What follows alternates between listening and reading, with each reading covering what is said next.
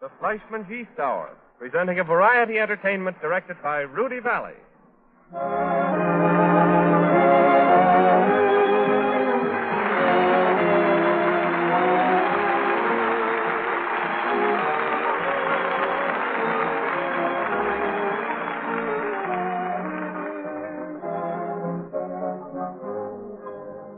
My time is your time. Your time is my time. Hi-ho, everybody. This is Rudy Vallee and Company. During the next 59 minutes, we shall offer, subject to your approval, a radio music hall review with a cast which includes...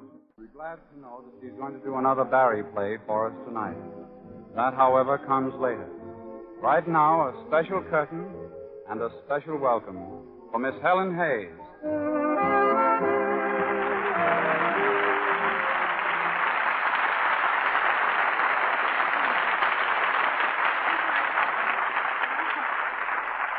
Thank you, Rudy. And good evening, ladies and gentlemen. Since I was last here, I've met a good many people, actors and actresses, who appeared on this program. And they all seem to agree on one thing, that Mr. Vallee has a very charming way of saying nice things about his guests without seeming to be trying to say them. Unlike most professional introducers, he seems to mean what he says.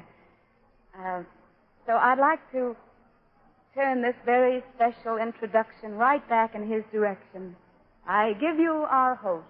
Long may he introduce.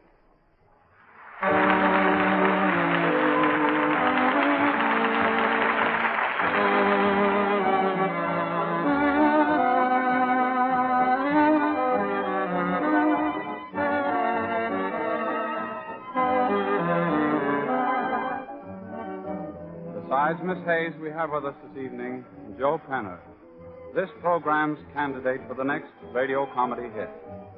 Pops and Louie, novelty singers, and Harold Van Dusee, Radio City Music Hall, vocal star.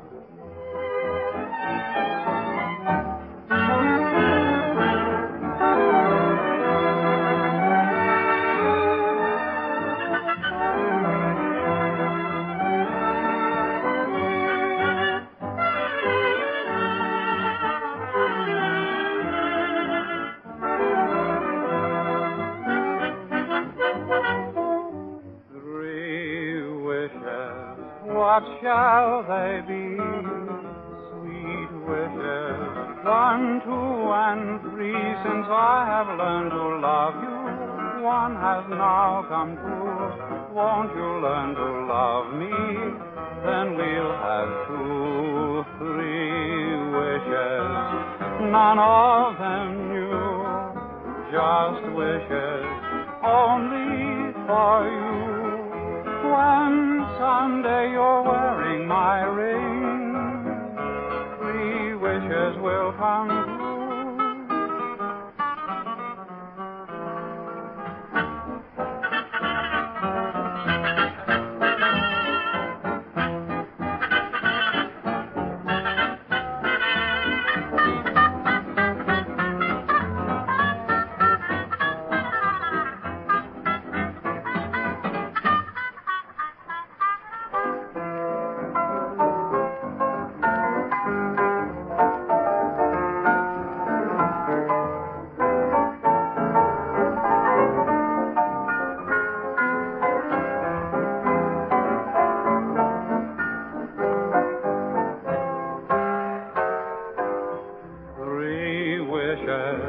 What shall they be?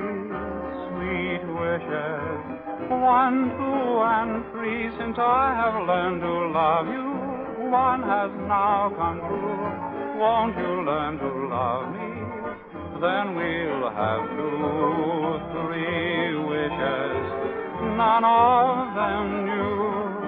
Just wishes, only for you.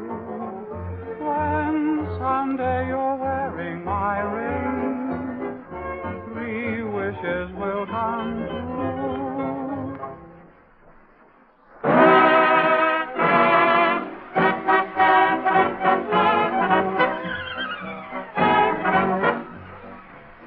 Penner. We have a weakness for Joe. Twice he has been in this program, and twice he has had what might be called a howling success. Last time, you may remember, he nearly ruined the orchestra. This time, the boys have instructions not to try to laugh and play at the same time. There are no restrictions, however, on the audience. Joe Penner with Tony Hughes.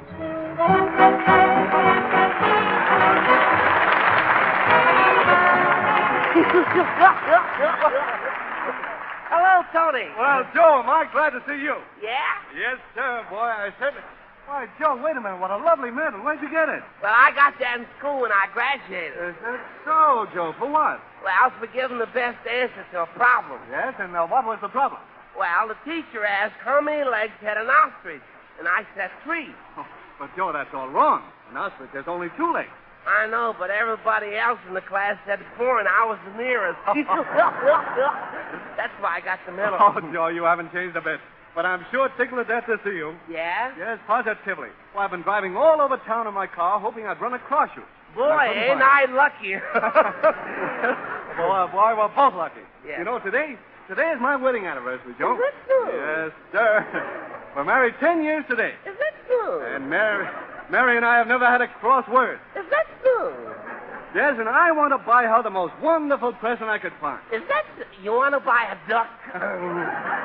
No, I don't want to buy a duck. Under no circumstances? Not under any circumstances. You nasty man. Now, Joe, you know you don't really mean that. Why, we've been friends for years. We've always been pals. Why, you always stood up for me. Ah, gee. And many a time when you knew I was wrong, you took the blame. Well, any pal would do that. Well, Joe, do you remember that time in school, in the schoolyard, when the boy was going to hit me with a rock? Yeah, I remember that. Yes, and you said to the big bully, why don't you hit somebody your size? Joe, I'll never forget that. Neither will I. I got the scar yet. Boy, I always stood up for you when you're right. Yes, you even stood up for me when I was wrong. Well, ever since then, your wife hasn't spoken to me. Yes, and you know you stood up for me when I was married, Joe, and, well, that's all forgotten. But you've got to be at the anniversary party. The wife and I were talking about you today. Yeah? Yes, we were talking about the different people, and, well, we knew, and I spoke about the pals I had before I was married, and Mary mentioned your name. She did? Yes, she said, whatever became of Joe Penner and all those other bums you used to hang around with? I don't think I'd better come up tonight. Oh, now, don't be foolish. You know how women are, Joe. Yeah, I know, but... Say, I often wondered why you were never married. Well, I guess it's because I used to be a milkman. Well, what would that have to do with it? Well, I guess I saw too many women early in the morning. Joe, you're just an old cynic. But listen, Joe, if you don't come to the anniversary party, I know Mary will be sore. You think so? Oh, yes, I'm positive. Because when she suggested the party, she said to me, Tony, we'll invite your friends and my friends who've done everything they could to keep us together these 10 years. I want to give this party. It's the first chance I've ever had to get even. I don't think I'd better come up tonight. I got to do my ironing. Now, listen, Joe, don't disappoint me. Why, you lived with Mary and me for 5 months after we were married. I know, but I thought maybe I'd get along better by myself. Why? Well, I wasn't making enough to support the 3 of us. Well, Joe, things are different now. But you must come up tonight, even if you only stop in to drink our health. Well, I don't know. Oh, well, maybe you don't drink anything, eh? Oh, I take a drink now and then. Oh, you do, eh? Sure, I go around with a gang of 2-handed drinkers. And, boy, I drink right with them. And I'm the guy that sees that they all get home. Yeah, well, what do you drink? Buttermilk. Buttermilk. Well, I see that champagne will be wasted on you, Joe. Yeah. But listen, we're going to have the grandest lot of tasty things to eat at the party.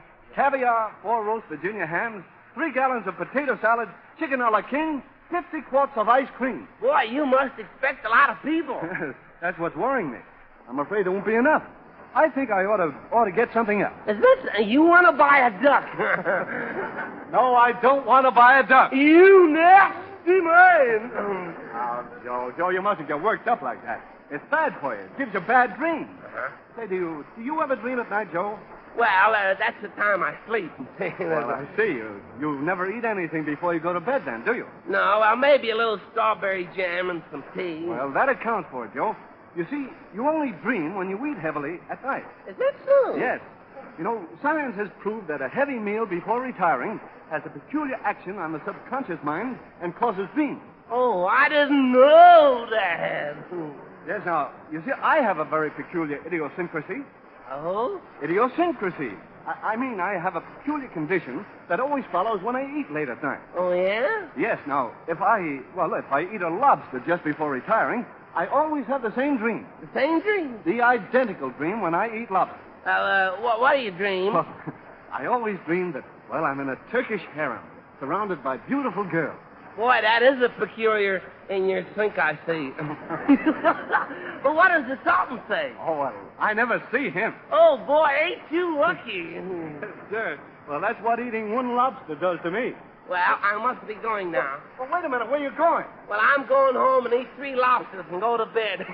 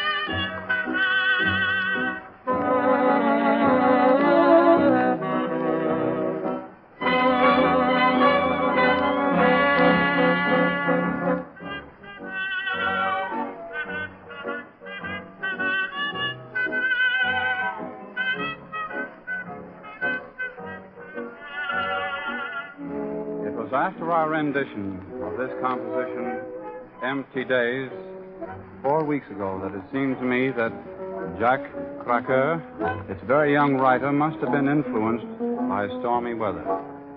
He assures me, however, that this has been his pet tune for more than a year. However, it certainly is rather reminiscent of the tune which Ethel Waters brought into prominence.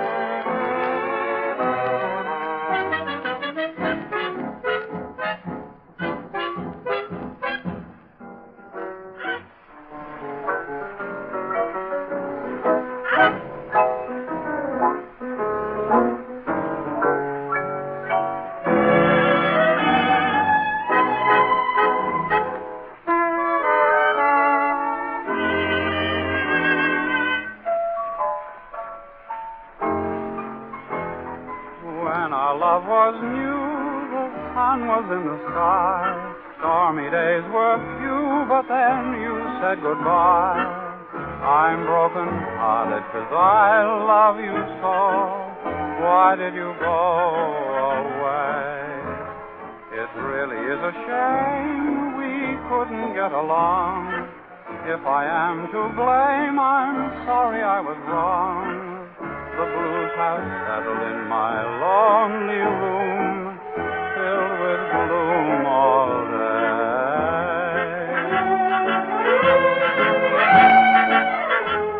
Empty days, I stay at home, I'm all alone, I'm never gay.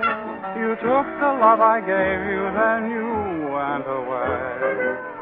You left me empty days. Since you've gone, I'm never glad, I'm always sad and so forlorn. Why did you leave me when our love was newly born? You left me empty days. I can't live without you, dear. Each day seems just like a year. Skies of gray would disappear disappear. If you return someday, empty days, monotony and the misery are here to stay. I can't go on without you in this hopeless way. You left me empty days.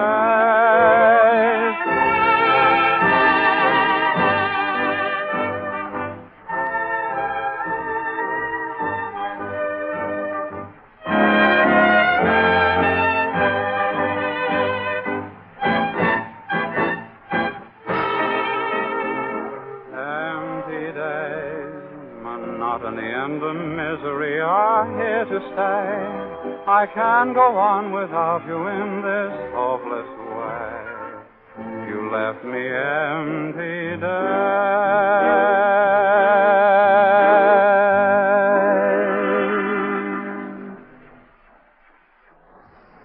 With a bow in the general direction of the great Roxy, we present now a veteran member of the Roxy organization in an act which the master showman has seen fit to repeat several times in both his old theater and in the new music hall. Mr. Harold Van Dusee in Laugh, Clown, Laugh. Over this way, ladies and gentlemen. Over this way to see Bonzo. Bonzo the clown with a broken heart. Hear him laugh, folks. Hear him laugh, though his heart is broken. Bonzo! Bonzo!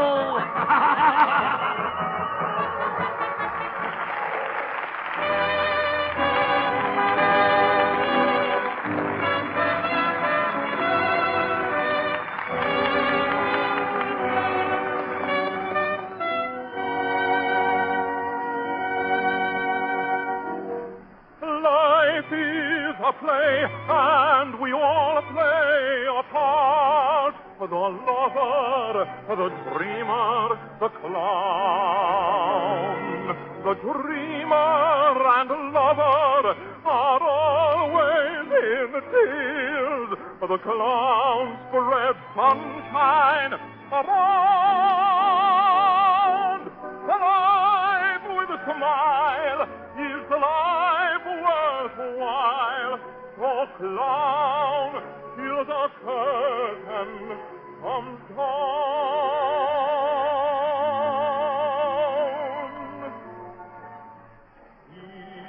Even though you're only make-believing, laugh, clown. Ha-ha! There. Even though something inside is grieving, laugh, clown, laugh. Don't let your heart grow too mellow. Just be a real punchinello fellow. You're supposed to brighten up the place and laugh, clown. Laugh. Paint a lot of smiles around your face and laugh, clown. But don't frown, just in your vestila juba. Be a palliato, laugh, clown, laugh. The world is a masquerade party, and we all have our own masks to wear. The rich man pretends he is happy. The pauper pretends he don't care. But underneath all these false faces, the comedy doesn't go far. At night, when we look in our mirror, we see ourselves just as we are. But aren't we, all of us actors? We're all of us part of the show. We appear on the scene without asking, and we leave without wanting to go. No, no! Ridi Pagliaccio,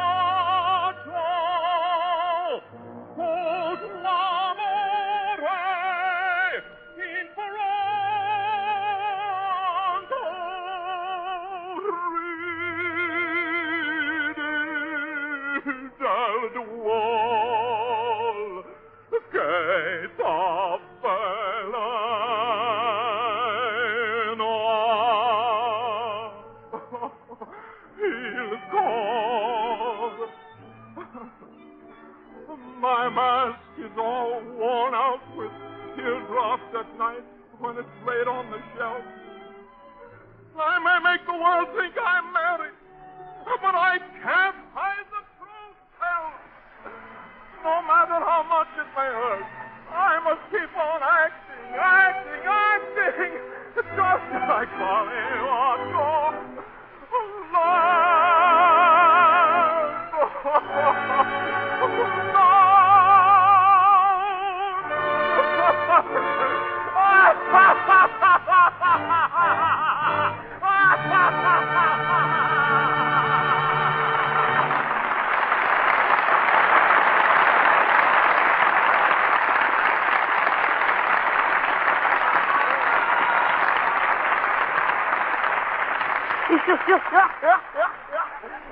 How can you laugh after that song? You ought to be ashamed of yourself. Boy, wasn't that sad.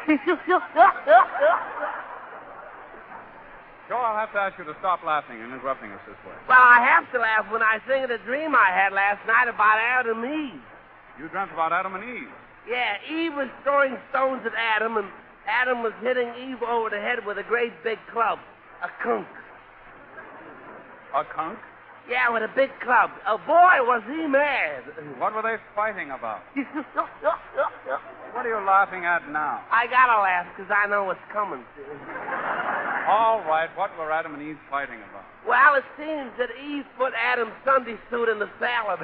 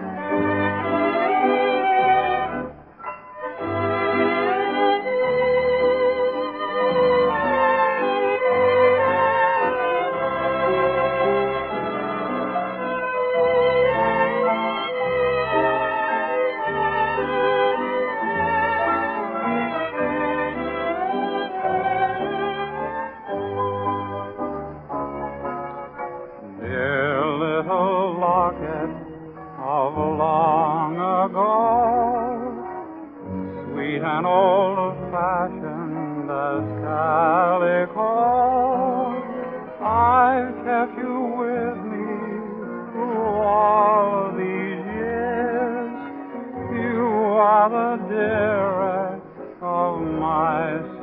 heaven is one tiny picture you hold inside, brings millions of memories to me. How much I love her, you never will know. Little locket of long, long ago.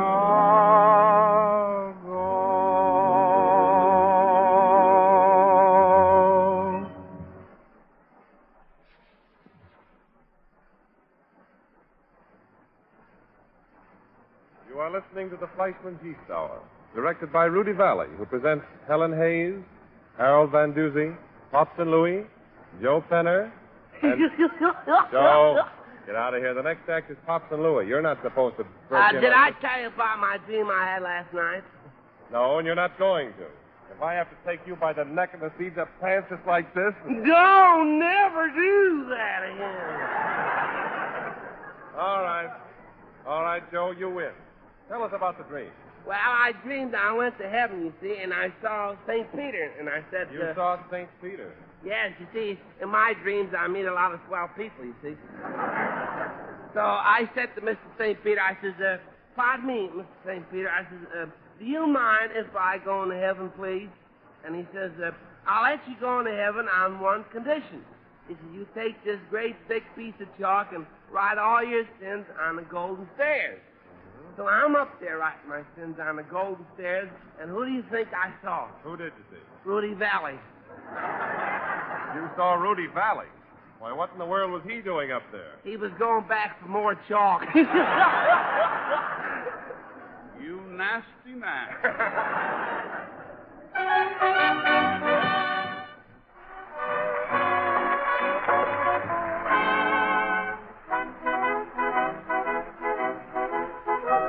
Two small colored boys who have made a big impression at the Paramount this week in George Olson's fine stage show. Pops and Louie. I think you will find them as delightfully unique as did their New York audiences. Pops and Louie.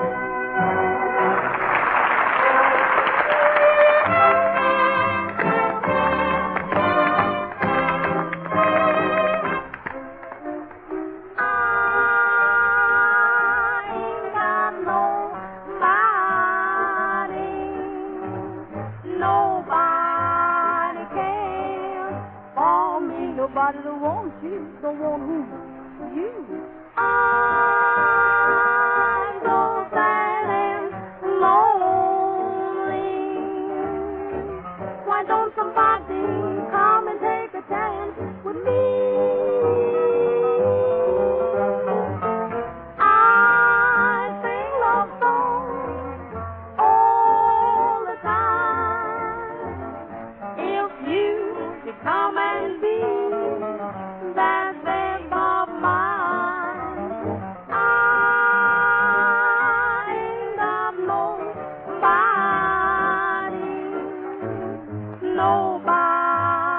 cares for me. Yeah,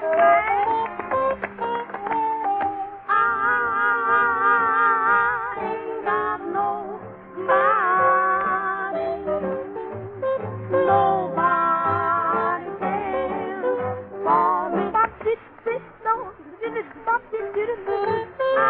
me. I'm so sad and lonely. Why don't somebody come and take a chance with me?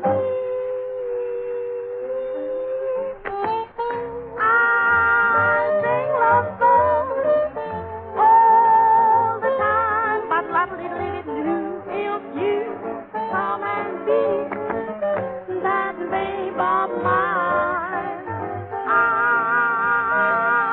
ain't got nobody, and there's nobody cares for, and there's nobody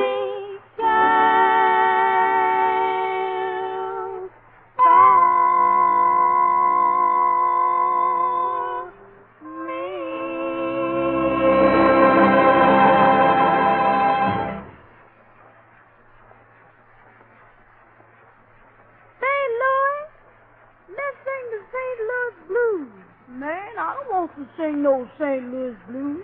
I want to sing me some opera. Opera? What do you know about opera? What do I know about opera? What is the St. Louis blues? The St. Louis blues ain't no opera. That's Harlem opera.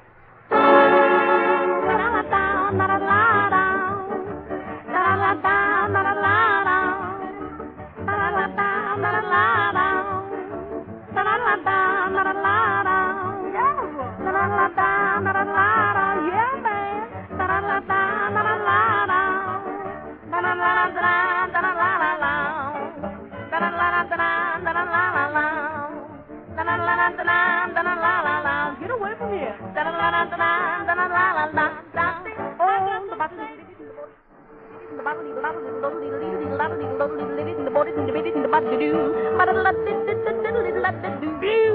boy, I'm going to Chicago. I get my ham on board. Where you going, Louie? Yeah, man, I'm going to Chicago. I get my ham on board. Save me some of that I ham. stay right here in New York. My ham on board. Well, tell me about it, boy. Is that so? Yeah. Is that so? Yeah, man.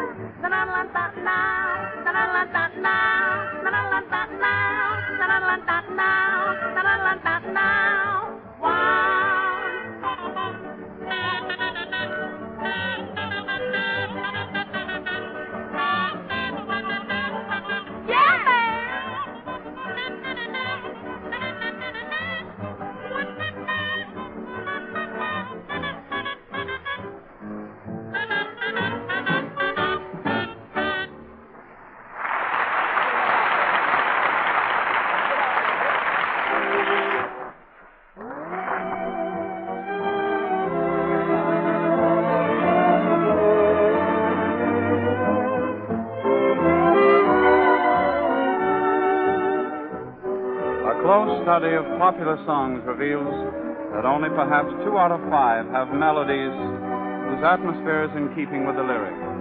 The melody of Time to Go from Shady Lady, however, is just as wistful, and sad as the thought itself.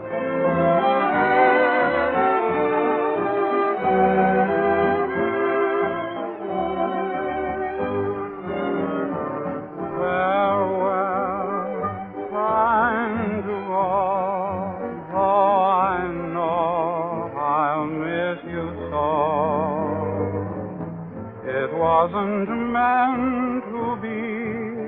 I'm not for you, you're not for me. We met, had our day, now forget, it's best that way. Let's be two friends who know when it's time to go. We present Dr. R.E. Lee, Director of Fleischmann Health Research. Series of 1-minute health plots.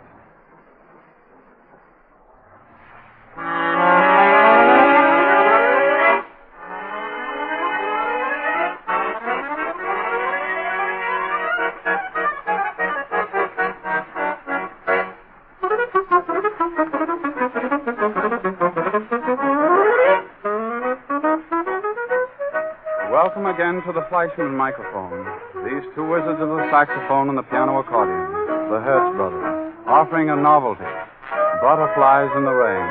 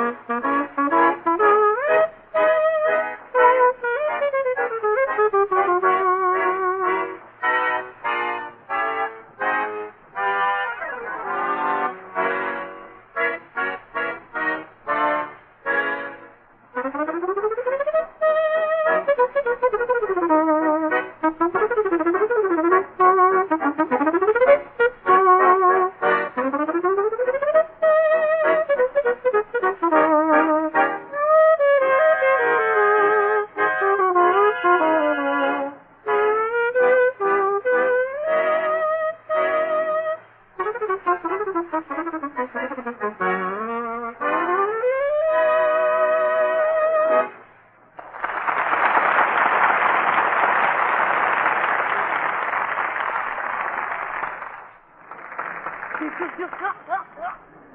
he's in again. Say, did I tell you about the dream I had last night?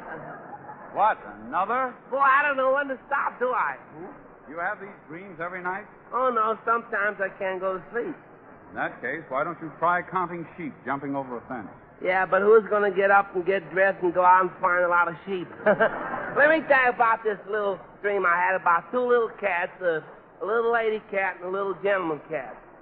The little lady cat's name was Beulah, and the little gentleman's cat name was Montgomery. And it was rumored in the backyard, amongst the other alley cats, that the two were very much that way about each other. And every night at 12 o'clock, they would sit on the back fence and meow and mew. One night they had a terrible argument, so they sipped. And Beulah packed up a little bag and fled away to the wicked city.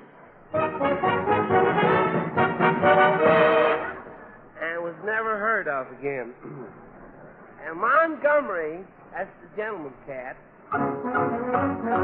realizing his mistake, he felt terrible. He had a broken heart and stuff. A little sad music, please. Oh, boy, that's bad, isn't it? And so, for 2 years after that, every night at 12 o'clock, he would sit on the back fence and cry out, Beulah? Beulah? Where art thou, Beulah? But Beulah didn't come. She was no fool. Finally, the man next door couldn't stand it any longer. Montgomery was breaking his heart, too, you know. Not now, Moisture. Not now, Moisture. Not now? Not now, no. He was breaking his heart, too. So, one night, while Montgomery was yodeling, the man... Not now, Moisture, not now. Not now, Moisture. Oh. So, one night, while Montgomery was yodeling, the man next door snuck up on him from behind with a baseball bat. And he hit poor Montgomery over the head. A kunk. He hit Montgomery over the head. A kunk. There's no cat gonna wait that long for an akunk. Frightening the pretty... Oh, no, that's the long one. Hit Montgomery over the head, a kunk. So they took poor Montgomery away to a violin string factory where they make violin strings out of the little cat's... Well, we got rid of Montgomery. My scene now changes. Just picture yourself in a beautiful concert hall and a very eminent violinist. Now, Moisture. Now, Moisture. Very eminent violinist is about to render a selection on his violin when his G string looked over at his E string and said, Beulah, at last I found thee.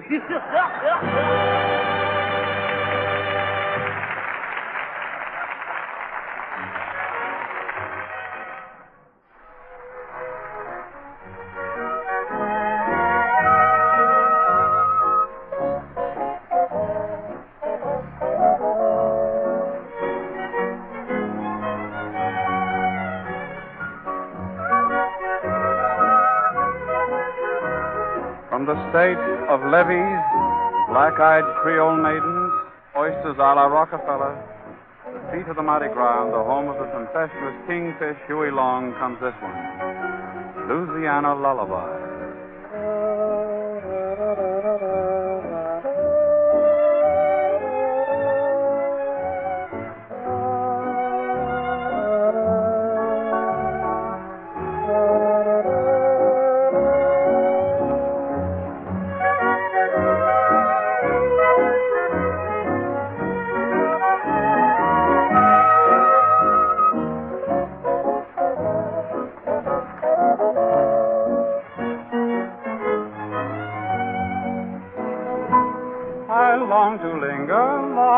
lazy lane beneath the twilight sky, where the bayou moans to start the plaintive tones of the Louisiana lullaby.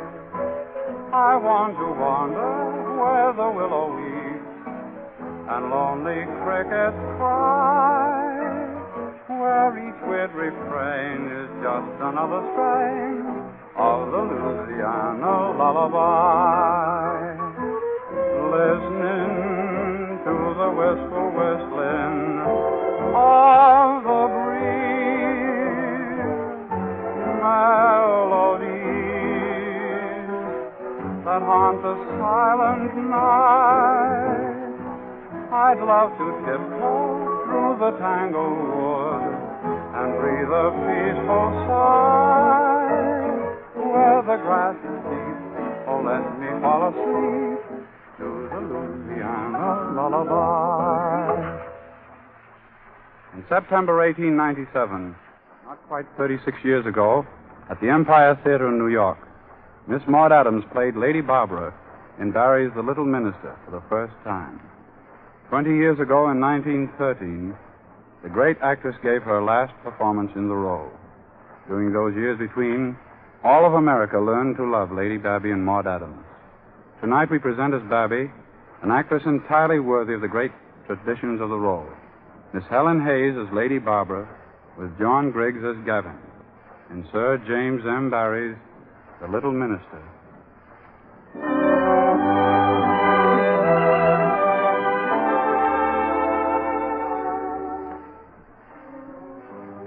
Time, a moonlight evening in April, 1830.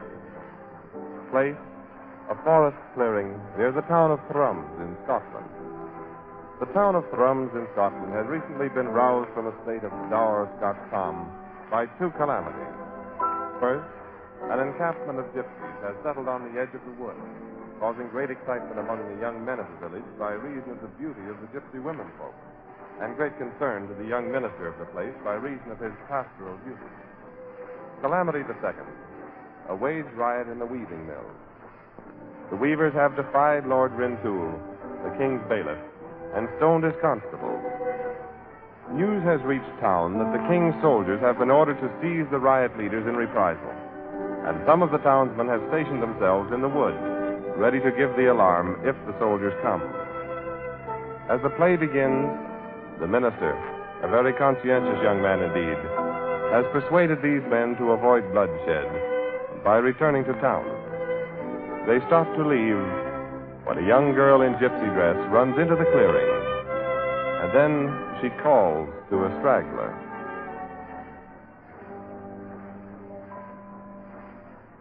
Are you a Thrums man? Quick, before the minister comes back. My goodness, it's our little ladyship. No, I'm a gypsy. Oh, no, it won't do. You're Lord Rantoul's daughter, the Lady Barbara, dressed out in gypsy clothes. Young ladyship, does your father know this? Oh, dear Mr. What's your name? You won't tell. It may be my solemn duty. When I've come to save you, to let Thrums know that the soldiers are coming tonight. Tonight? I heard Captain Hallowell and my father discussing it. They were so eager. I thought it would be such fun to outwit them. What's that? I mean, I felt so sorry for the poor weavers. And when my father thought I was in bed, I disguised myself in these things and slipped out. And oh, it's been such fun. The soldiers saw me yonder on the road, but I ran through their lines. Did you know? Then you'd better keep straight on running into the tomb. But we can't get into town now. The soldiers are between us and it. You know, they plan to surround the town quietly before the constables march into it. Now, is there no way of alarming the people? Why, this horn. We were to blow 3 blasts on this horn if we saw the redcoat. Then blow. No, your ladyship. Not Joe Crookshanks. If I were to blow it, it'd give the town a chance, but the soldiers would come back and nab me. No, I'm off. Where to? Out of this countryside and never to come back. I'm a single man and a mole catcher betrayed. And wherever there's moles to catch, that's home for me. You coward. But I'll keep your secret, for you've done a noble thing this night. You've saved Joe Crookshanks. Goodbye to you. You've left the horn. Oh, the wretch. And the horn is much too great a horn for me to blow. Oh, that I were a man. Woman! Oh, the little minister. Yes, the minister. Woman, stand forward. What is your name? Barrie. Barrie what? Just Barrie. I'm not married yet. Take care. Stand up. Uncover your face. I don't know. It's so ugly. What difference, think you, does that make to a minister? Uncover your face. There. Why? I'm glad you like it. Why, I never said I... But what difference does that make to a minister? I have sworn to drive you gypsies from these parts. Begone to your associates and tell them that from me. I wish I could, but I've lost them. I've been telling fortunes. Tell your fortune, pretty gentleman? No! Oh, he's angry again. Oh. Oh, come. You're an odd girl. Don't cry. Oh, when you speak to me so kindly, I could near kiss you. What did you say? I said, oh, if I could only blow on the horn. What horn? This horn. I so often lose my way that they gave me this to blow on so that could hear it and come for me. But I cannot blow it. Do you think your friends are in the woods? I ken my father is in the wood, and my sweetheart. Well, then I shall blow it for you. But could you? Could I? Why do you ask me that? 'Cause you're so little. Could I? Give me the horn. There. It was grandly done. I wonder if they heard. I wonder. I didn't suppose you could blow louder. It needs a strong man to blow a lusty blast. I am a strong man. They must have heard that. Again. That must suffice. I see you're tired. Tired?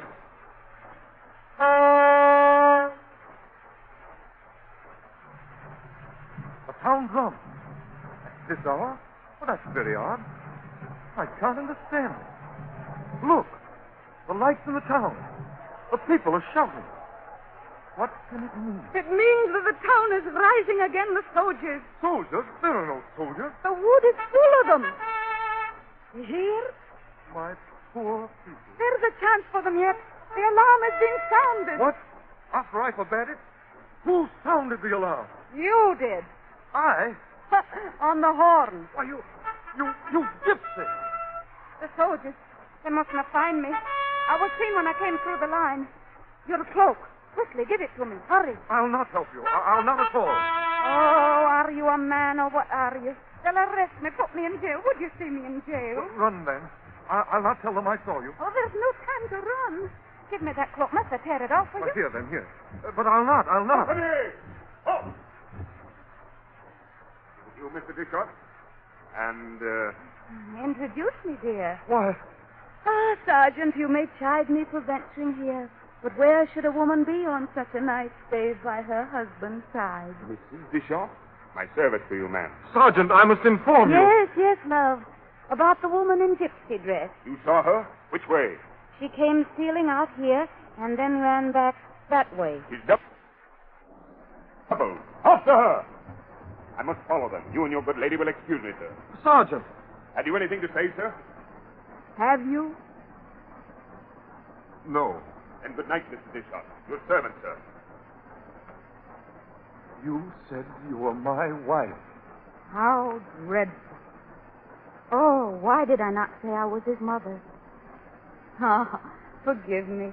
You've saved me after the way I... Oh, how generous you are. No. I had nothing to do with it. And the way you talk. But a few moments ago, you were a gypsy girl in impertinent clothing. You spoke as broadly as any woman in my congregation. And now a cloak suddenly converts you into a fine lady. Who are you? Perhaps it is the cloak that has bewitched me. I'll take it off. There. Oh, losh, it was just the cloak that did it. Oh, Certes, what a difference a bonnet cloak makes to a woman. Well, there are no soldiers in this part of the wood now. Your way is open. Go. You may wear the cloak. Won't you say goodbye? Go. Don't you like me? Can a man like a woman against his will? Of course he can. That's the nicest way of being liked. With that gypsy, your sweetheart. I don't like him. Poor gypsy. Are you to be married to him? Unless I find someone I like better. Well, how dare you tell me that? You asked. Well, I think I'd better go. Goodbye. You should never have come. Oh, I will go. And unless you call me back and apologize, I'll not bring the cloak back and I'll not see you again, ever. Did you call? No. Yes, you did. I heard you. Barrie. Yes. You are everything a woman ought not to be. Am I, indeed? You are. As a minister, I despise you for your want of conscience. For you are no respecter of the proprieties. That humility in the presence of your superiors, which so well becomes a maiden, is totally and lamentably lacking in you. Everything about you is wrong. Your very nose infuriates me. Would you like to tweak it? Child, have you no... No. Isn't it fun? Fun? If Lord Rintoul's soldiers catch you, it won't be fun. Well, are you never serious? Sometimes. When? Well, when I think of the future. I have read my future, Mr. Dishart, and it is not a happy one. I'm afraid poor Barrie is to get her just desert. I see my future husband. But you don't care for him. Well, then why? To please my father. A gypsy is not the right man for you. The right man for me. I see him. Go on. Go on. He is everything I am not, and nothing that I am. He must be strong, a man, no idler, one who takes the world by the throat. All ministers do. A man who has a mind of his own, and having once made it up, stands to it in defiance of everyone. Of his congregation. If I love him, it must be because he has shown me what love is. He must understand me as I am. He must pity me for what is ignoble in me, and love me only for what is good. Or yield to my coaxings or wiles or tempers. I must be subservient to him. He must rule me. He must be my master. Your lord and master. Barrie. I have never kissed a woman before. Before what? Before? No. Mr. Dishart, are you certainly sure you never kissed a lassie before? Never, Barrie. Fleischmann, how quick you are to learn.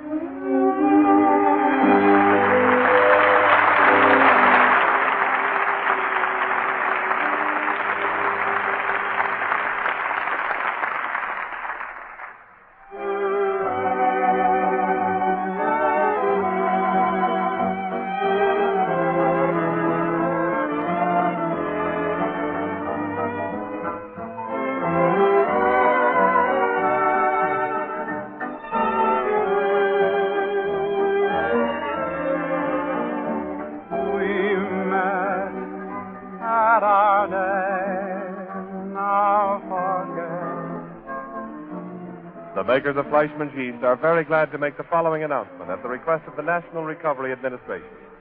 On next Monday morning, an army of 1,500,000 volunteer workers in the Blue Eagle campaign will begin the task of making a house-to-house canvass throughout the United States.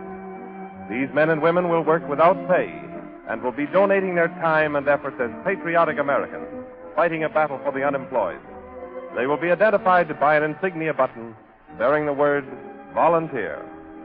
We know that all Americans will be happy to afford them every courtesy and cooperation in their great undertaking for this cause in which all of us are so vitally interested. Their job will be to get every employer in America on the dotted line for the Blue Eagle and a consumer's insignia in every home. Cooperation on your part will help Uncle Sam mightily in this great drive to put men and women back on the payroll.